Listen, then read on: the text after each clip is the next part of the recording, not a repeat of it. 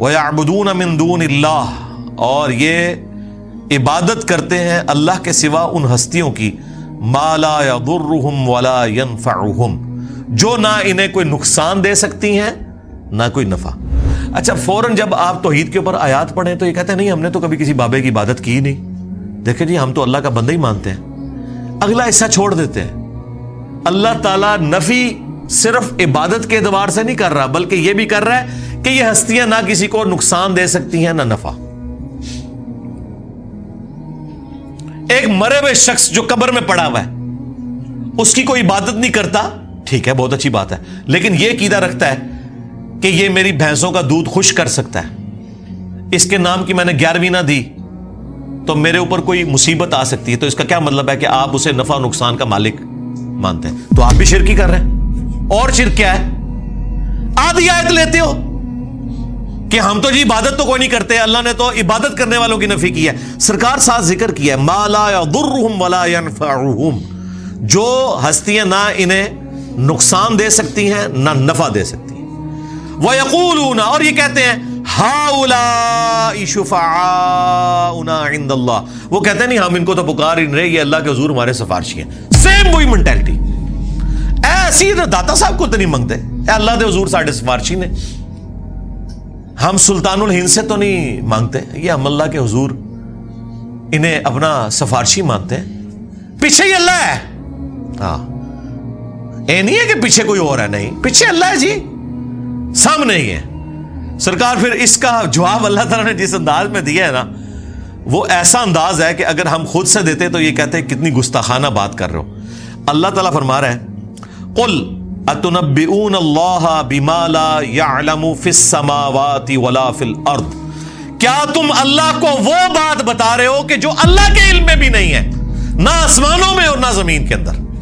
ہائے ہائے ہائے ہائے، اللہ کے علم میں تو کوئی بات ایسی ہے ہی نہیں کہ نہ ہو۔ اللہ تعالیٰ دیکھیں غصے کا اظہار، اللہ کہہ رہا ہے کہ منو پہ دس دیو کہ اس سفارشی نے میرے حضور میں مقرر کیتے، منو دے کوئی نہیں پتا کہ میں کوئی بندہ مقرر کیتا ہوا ہے۔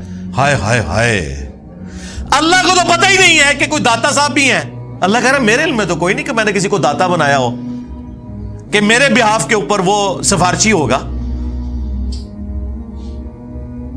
سبحانہ وتعالی عما یشرکون، پاک ہے وہ ہستی، بہت بلند ہے ہر اس شرک سے جو لوگ اس کی طرف منسوب کرتے ہیں۔ اور مشرکوں اللہ کو کوئی فرق نہیں پڑتا، یہ جو تم نے غلیظ عقیدے وابستہ کر دیے اور ہستیوں کے ساتھ، اللہ کو اس سے کوئی فرق نہیں پڑتا۔ وَلِعَاذُ بِاللَّهِ تعالی۔ دیکھیں جی اللہ تعالیٰ تو اپنے عقائد اور نظریات کے اعتبار سے بالکل سچی اور کھری توحید قرآن میں بیان کر رہا ہے، کسی کو بری لگے کسی کو اچھی لگے۔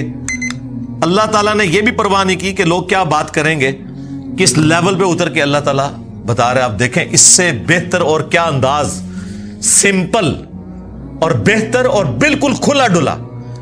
اللہ تعالیٰ فرما رہا ہے اے نبی ان سے فرماؤ اتنبئون اللہ بما لا يعلم فی السماوات ولا فی الارض، کیا تم اللہ کو بتا رہے ہو وہ چیز جو اللہ کے علم میں تو زمین و آسمانوں کے اندر ہے ہی نہیں ہے، کہ کوئی اللہ نے اپنا کوئی سفارشی مقرر کیا ہوا ہے کہ جو نفع نقصان کا مالک ہے۔ جب ہم نئے نئے ریورٹ ہوئے نا، 2008-9 کی بات ہے، تو میں ایک اور سائٹ پہ اپنے بھائیوں کے ساتھ گیا، تو وہاں ایک دعوت اسلامی کے بھائی تھے، تو وہ نماز پڑھاتے تھے، ہم ان کے پیچھے نماز پڑھتے تھے رفع الیدین کے ساتھ۔ وہ بڑے حیران ہوئے کہ یار یہ کون سے لوگ ہیں کہ جو ہمارے پیچھے نماز پڑھتے ہیں، کیونکہ ہمیں تو یہ لوگ مشرک اور کافر سمجھتے ہیں۔ اب انہیں پتہ ہی نہیں تھا کہ یہ مخلوق کون سی ہے۔ تو خیر ہم نے ان سے گپ شپ شروع کی، کچھ عرصے بعد انہوں نے کہا جی آپ ہمارے گھر آئیں، چائے پلائیں آپ کو، اور وہ یہ چاہ رہے تھے کہ ہم دعوت رکھیں، اور ہم چاہ رہے تھے ہم ان کے سامنے دعوت رکھیں۔ ہم ان کے گھر چلے گئے جی، انہوں نے وہاں سے جال حق نکالی۔ اب جال حق تو میں اس وقت پڑھتا تھا جب میری داڑھی بھی نہیں نکلی ہوئی تھی، 94 کے اندر FSE میں، اس میں جتنی چکر بازیاں دی گئی ہیں غیر اللہ سے پکارنے کے لیے، مدد مانگنے کے لیے، وہ ساری تو ہمارے علم میں تھی۔ تو وہ کہنے لگا آپ کو ہم پہ اعتراض کیا ہے؟ تو میں نے ان کو یہی آیات پیش کی کہ بھائی آپ کا جو عقیدہ ہے نا مرے ہوئے لوگوں کے بارے میں، ظاہری اس باب میں تو آپ کافر سے بھی مدد لیں، وَتَعَاوَنُوا عَلَى الْبِرِّ وَالتَّقْوَى وَلَا تَعَاوَنُوا عَلَى الْإِثْمِ وَالْعُدْوَانِ، نیکی پرہیزگاری کے کاموں میں ایک دوسرے کی مدد کرو، برائی میں الگ رہو. لیکن جو دعا ہے یہ صرف اللہ کے ساتھ خاص ہے. ایاک نعبد و ایاک نستعین. عبادت اللہ کی ہوگی، مدد اس سے مانگی جائے گی دعا والی. اَمَّن یُجِیبُ الْمُضْطَرَّ اِذَا دَعَاهُ. بھلا بتاؤ تو کون ہے جو تکلیف میں گھرے ہوئے شخص کی فریاد کو سنتا ہے. وَيَكْشِفُ السُّوءَ. اور اس سے اس کی برائی کو دور کر دیتا ہے. وَيَجْعَلُكُمْ خُلَفَاءَ الْأَرْضِ. اور تمہیں زمین پر اگلوں کا خلیفہ کرتا ہے. أَإِلَٰهٌ مَّعَ اللَّهِ. کیا اللہ کے ساتھ کوئی اور معبود بھی ہے جس کی یہ کوالٹیز ہوں؟ قَلِيلًا مَّا تَذَكَّرُونَ. بہت کم ہی تم نصیحت حاصل کرتے ہو. تو میں نے کہا اس میں واضح لکھا ہوا ہے کہ جو اللہ کے سوا کوئی بھی ہستی، کوئی پیغمبر، جن، فرشتہ، کوئی بزرگ بابا جسے آپ یہ سمجھتے ہیں کہ وہ دعا قبول کرتا ہے، گویا آپ نے اسے معبود مان لیا. تو کہنے لگا قرآن میں جس طرح توحید کے اعتبار سے آیات آتی ہیں یہ سب کی سب اس سے ریلیٹڈ ہیں کہ آپ انہیں اللہ کے پیرلل میں رب مانو. اگر اللہ کا بندہ سمجھ کے کرو تو پھر کوئی مسئلہ نہیں ہے، کیونکہ وہ تو حزب اللہ ہیں، اللہ کی پارٹی کے لوگ ہیں. تو میں نے اسے بتایا قرآن میں تو ایک آیت ایسی ہے جو آپ کے سارے وسوسے کو سیٹل کرتی ہے. بنی اسرائیل میں بھی ہے.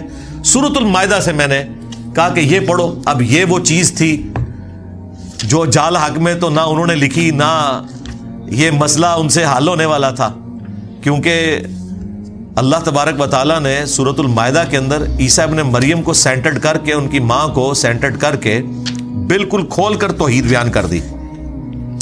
تو آیت نمبر یہ 75، مل مسیح ابن مریم الا رسول. عیسیٰ ابن مریم تو نہیں تھے مگر ایک رسول.